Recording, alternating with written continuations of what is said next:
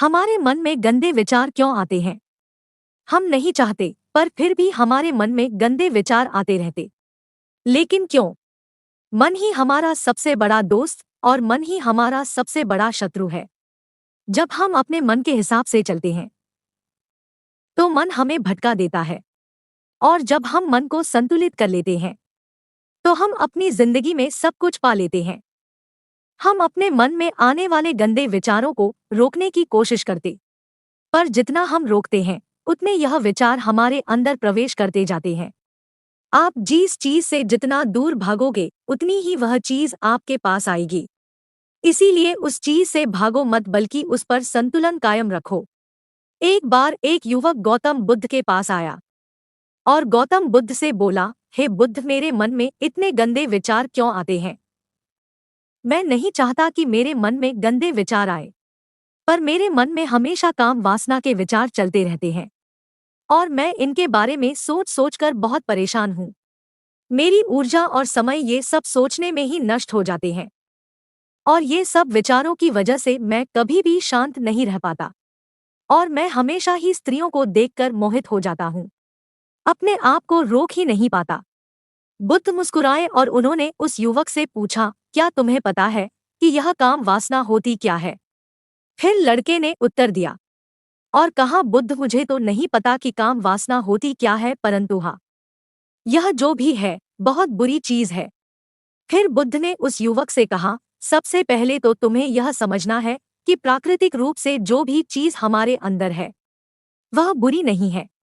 हमारे जीवन में उसकी कुछ ना कुछ जरूरत होती है। वासना कोई बुरी बात नहीं है। यह हमारे मन की एक भावना है जो हमें किसी ना किसी चीज की कमी का एहसास करवाती है और फिर हम उस चीज को पाने के लिए उस चीज की ओर आकर्षित हो जाते हैं। जैसे अगर तुम्हारे पास धन की कमी है, तो तुम में धन पाने की वासना उत्पन्न हो जाएगी। इसका मतलब यह नहीं कि वासना बुरी है, बल्कि यह तो हमारे मन के एक प्रकार की जरूरत का एहसास है और जब यह जरूरत शारीरिक हो तो हम इसे काम वासना कह देते हैं। युवक ने गौतम बुद्ध को डोट कहा, बुद्ध, मुझे काम वासना का मतलब तो समझ में आ गया, पर आप मुझे यह बताइए कि यह आती कहाँ से है और कैसे आती? गौतम बुद्ध ने कहा, काम वासना कहीं से आती नहीं है, यह तो हमारे अंदर ही होती है और इसका होना तो जरूरी भी है, तभी तो मानव जाति का विस्तार होगा। युवक ने कहा, जब यह हमारे अंदर ही है और जरूरी भी है, तो फिर लोग इसे गलत क्यों बताते हैं? बुद्ध ने कहा, यही समस्या है। लोगों ने काम वासना को गलत तरीके से सोच लिया है। इसे छिपाने की और दबाने की कोशिश करते हैं। काम वासना गलत नहीं है, बल्कि काम वासना का गलत तरीके से प्रयोग करना गलत बात है। लोग जिसे पसंद करते हैं, उसी के लिए जीने लग जाते हैं और उसके बारे में हमेशा सोचते रहते हैं, पर यह सब गलत है। बुद्ध ने युवक से कहा, क्या तुम्हें पता है कि जानवरों में भी काम वासना होती है? युवक ने उत्तर दिया, हाँ बुद्ध, जानवरों में भी काम वासना होती है, क्योंकि जानवर भी तो आखिर अपनी पीढ़ी को आगे बढ़ाएंगे। बुद्ध ने कहा, तो फिर हम जानवरों की काम वासना को क्यों गलत नहीं कहते? युवक ने कहा, मुझे नहीं पता महात्मा, आप ही मुझे बताइए। गौतम बुद्ध ने कहा, जानवर अपनी काम वासना का प्रयोग आनंद प्राप्ति के लिए नहीं करते, वह तो सिर्फ संतान उत्पन्न करने के लिए काम वासना का उपयोग करते हैं।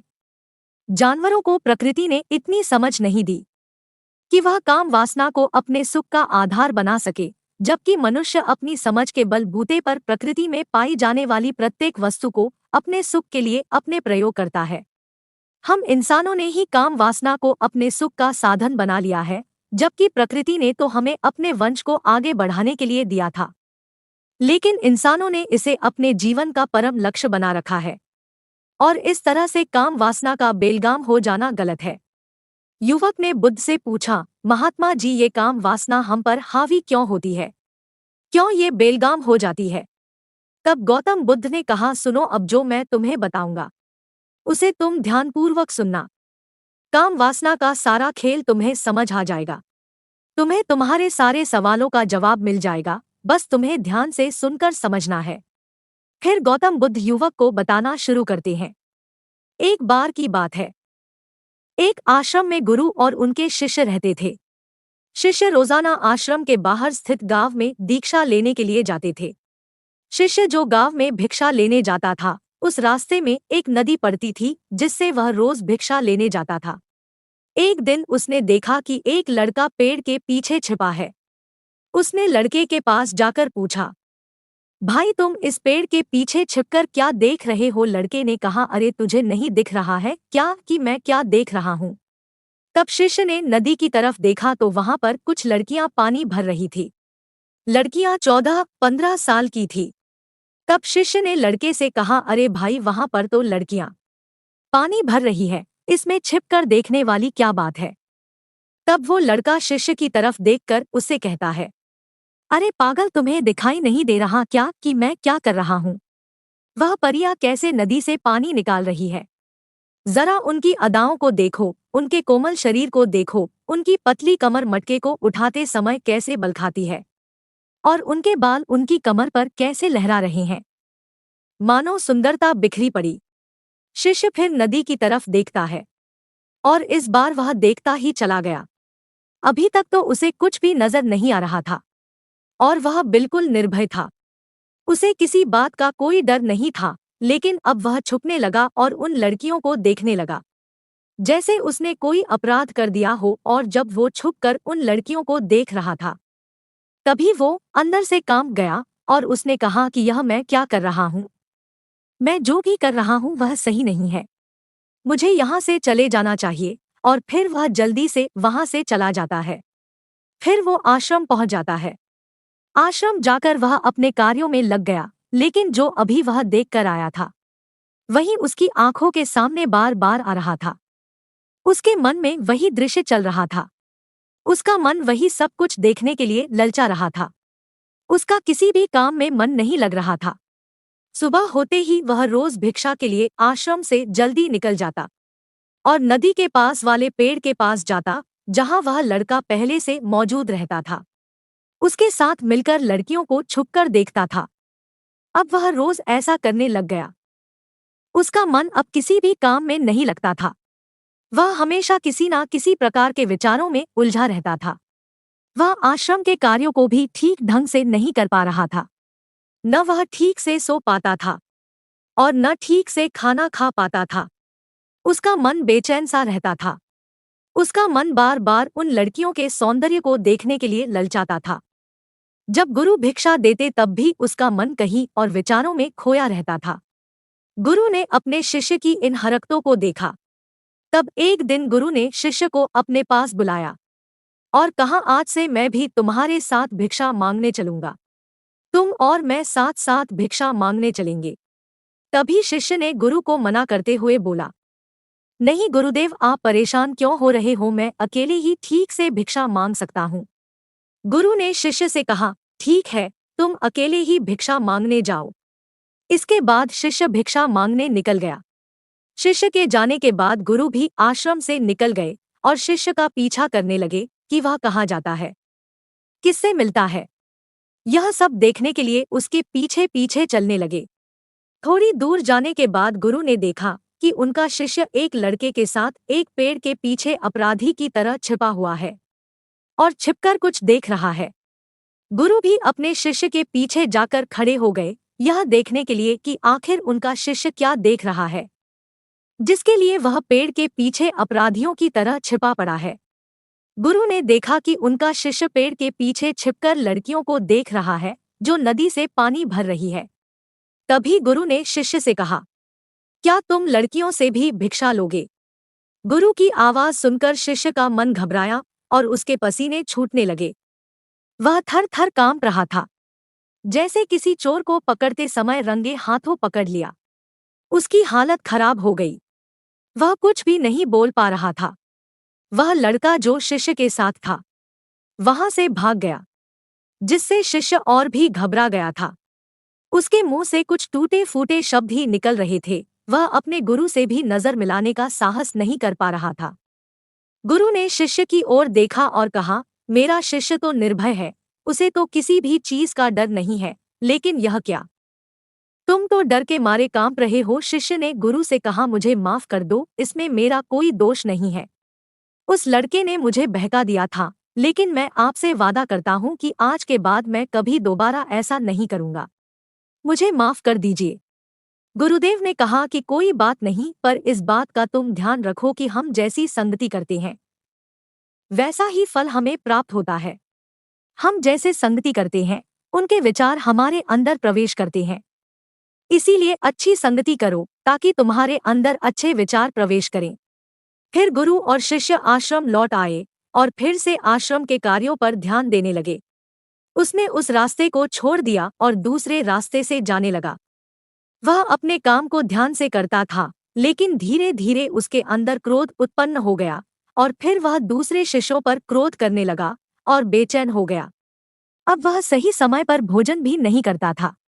वह भोजन भी बहुत कम खाता था। एक रात गुरु शिष्य के पास आए और उसे बोले कि तुमने मुझसे वादा किया था कि तुम अपना मन नियंत्रण में रखोगे। अब तक तुमने कितनी बार अपना वादा तोड़ दिया। यह सुनकर शिष्य अपने गुरु के चरणों में गिर गया और रोने लगा। रोते रोते ही उसने गुरु से कहा कि गुरुदेव, मैं कई बार अपना वादा तोड़ चुका हूँ, फिर वादा कर लेता हूँ, लेकिन हर बार मैं वादा तोड़ देता हूँ। मेरा मन मेरे नियंत्रण में है ही नहीं। मैं बहुत कोशिश करता हूँ कि मैं अपने मन से सारे बुरे विचारों को निकाल दूँ, लेकिन मैं चाहकर भी ऐसा नहीं कर पा रहा हूँ। फिर गुरु ने शिष्य को कहा, चलो मेरे साथ। गुरु शिष्य को आश्रम के बगीचे में लेकर गए और शिष्य से कहा, देखो यहाँ पर कुछ नालियां बनी हुई है जिससे नदी का पानी इन पौधों तक आ रहा है और यह पानी निरंतर भाव से बह रहा है। क्या तुम इस पानी के बहाव को रोक सकते हो? शिष्य ने कहा, हाँ गुरुदेव, मैं इस बहाव को रोक सकता हूँ। फिर शिष्य ने मिट्टी उठाकर उस नाली के छोर पर डाल दी। वह पानी थोड़ी देर के लिए रुक गया और फिर थोड़ी देर बाद उस रेत के ऊपर से पानी आया। गुरु ने शिष्य से कहा, अरे ये क्या, ये पानी तो रुका ही नहीं। फिर से उसने कुछ कंकड़ पत्थर उठाकर उसे नाली में डाल दी और फिर थोड़ी देर के लिए पानी रुक गया, लेकिन फिर थोड़ी देर बाद ही उन कंकड़ पत्थरों के ऊपर से पानी निकल आया। गुरु ने कहा, शिष्य यह क्या हुआ? पानी तो फिर से आ गया। तुम तो बोल रहे थे कि तुम इसे रोक दोगे। क्या हम किसी चीज को पूरी तरह से रोक सकते? तब शिष्य ने कहा, कोई बात नहीं गुरुदेव, मैं इस पानी को तो रोक कर आपको दिखाऊंगा। फिर उसने एक बड़ा सा पत्थर लेकर आया और उसे नाली पर डाला। पानी रुक गया। तब शिष्य ने गुरु से कहा, देखा गुरुदेव, मैंने कहा था कि पानी को मैं रोक दूंगा। मैंने पानी को रोक दिखाया। आपकी बात मैंने पूरी कर दी। गुरु मुस्कुराए और बोले, अच्छा जरा ध्यान से देखो, पानी रुक गया है। क्या वो तो पीछे की नाली तोड़कर बाहर आ गया और अगल बगल से बह रहा है। और ध्यान से देखो, डॉट इस पत्थर के आगे भी आ गया और यह पानी अपना रास्ता बदलकर फिर से आगे की तरफ बह जाएगा। फिर थोड़ी देर बाद ऐसा ही हुआ।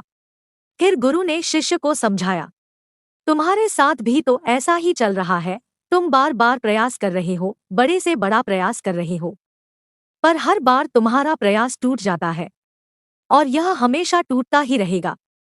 यह पत्थर तुम्हारा प्रयास है और ये पानी तुम्हारे विचार। तुम कितना भी बड़ा पत्थर रख लो, लेकिन पानी तो अपना रास्ता बना ही देगा। ये देखकर शिष्य ने पूछा, है गुरुदेव, क्या कोई तरीका नहीं है जिससे मैं गंदे विचारों से बाहर निकल सकूं? गुरु ने कहा, एक तरीका है। यह पानी जिस नदी से आ रहा है, तुम वहां से इस पानी का रास्ता ही बदल सकते हो। गुरु शिष्य को एक नदी के पास ले गए जहां से उस बगीचे में पानी आ रहा था। गुरु ने शिष्य से कहा, वो पानी इसी नदी से जा रहा है। अगर हम यहीं से उसका रास्ता बंद कर दे जहां से पानी बगीचे में जा रहा है, तो क्या हम पानी को रोक नहीं सकते? शिष्य ने कहा, हाँ गुरु जी, अवश्य ऐसा हो सकता। मैं इस पानी को यहीं से बंद कर देता हूँ, तब आगे की नाली में पानी जाएगा ही नहीं और फिर बगीचे में पानी ही नहीं जाएगा। फिर गुरु ने कहा, शिष्य, अगर पानी बगीचे में नहीं जाएगा तो पेड़ पौधों को पानी कहाँ से? उन पेड़ पौधों को तो पानी की आवश्यकता है। फिर शिष्य ने विचार किया और कहा, मेरे मन में तो ये बात आई ही नहीं। इस पानी का बगीचे में जाना जरूरी भी है। गुरु ने कहा, और उन पेड़ पौधों में कुछ ऐसे हैं जिनको रोज पानी की आवश्यकता है, वो तो मुरझाकर मर ही जाए। पानी तो हमें खोलना ही होगा। शिष्य ने गुरु की बात सुनकर पानी का रास्ता खोल दिया। तब गुरु ने पूछा, अगर हम इस नदी के पूरे पानी को बगीचे की तरफ मोड़ दे तो क्या होगा? शिष्य ने उत्तर दिया, गुरुदेव, वहां पर जितने भी पेड़ पौधे हैं वो सब गलकर नष्ट हो जाएंगे और वहां पर कुछ नहीं बचेगा। गुरु मुस्कुराए और बोले, तुम इस बात को समझो, हमें किसी भी चीज को रोकना नहीं है, बस हमेशा संतुलन बनाए रखना है। कम पानी से भी पौधे नष्ट होते हैं और ज्यादा पानी से भी पौधे नष्ट होते हैं। हमारा जीवन संतुलन से ही चलता है। गुरु ने शिष्य से कहा, अगर मैं तुम्हें कुछ कहूं कि तुम आम के बारे में मत सोचो तो तुम्हारे मन में सबसे पहले किसका चित्र आएगा? शिष्य ने बोला, गुरुदेव, मेरे मन में तो पहला चित्र आम का ही आएगा। गुरु ने कहा, जब हम गंदे विचारों को जबरदस्ती रोकने का प्रयास करते हैं तो वे और भी मजबूती से हमारे अंदर प्रवेश करते। इसीलिए हमें उन्हें कभी भी दबाने की कोशिश नहीं करनी चाहिए। फिर गुरु ने शिष्य को कहा, हमारे गंदे विचार बुरे लोगों की संगति करने की वजह से भी आते हैं। कभी कभी कामुकता हमारे अंदर होती नहीं है, लेकिन कुछ असली ऐसा होने की वजह से ही हमारे अंदर हावी हो जाती। फिर शिष्य ने कहा, गुरुदेव, आप सही कह रहे हैं, मैं अपने मार्ग से भटक गया था। फिर वह शिष्य उस रात बहुत ही चैन की नींद सोया।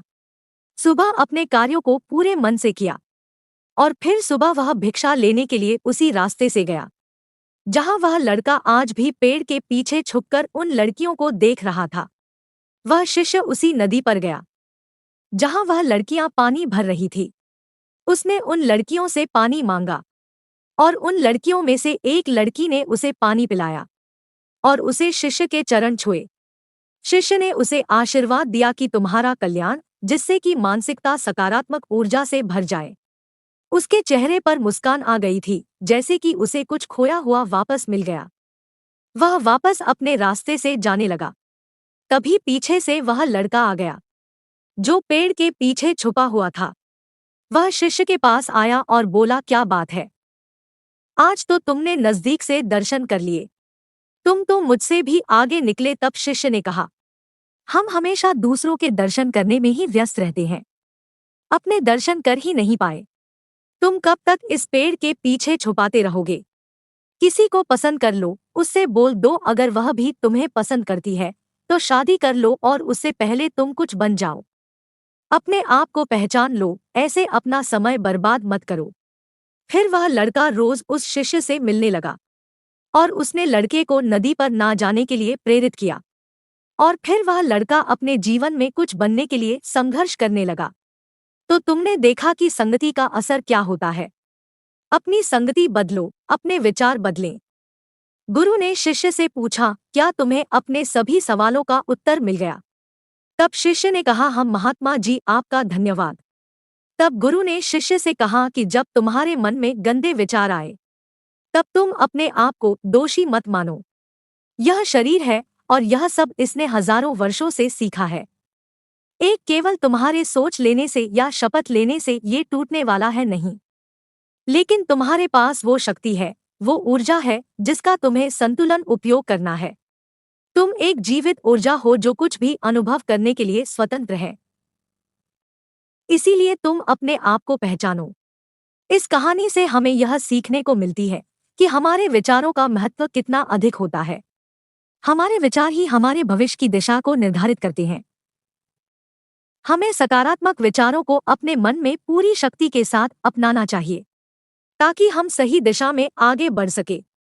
दोस्तों, यह वीडियो आपको कैसी लगी? मैं उम्मीद करती हूँ इस वीडियो से आपको बहुत कुछ सीखने को मिला होगा। अपनी राय कमेंट बॉक्स में दें। फिर मिलते हैं अगले वीडियो में।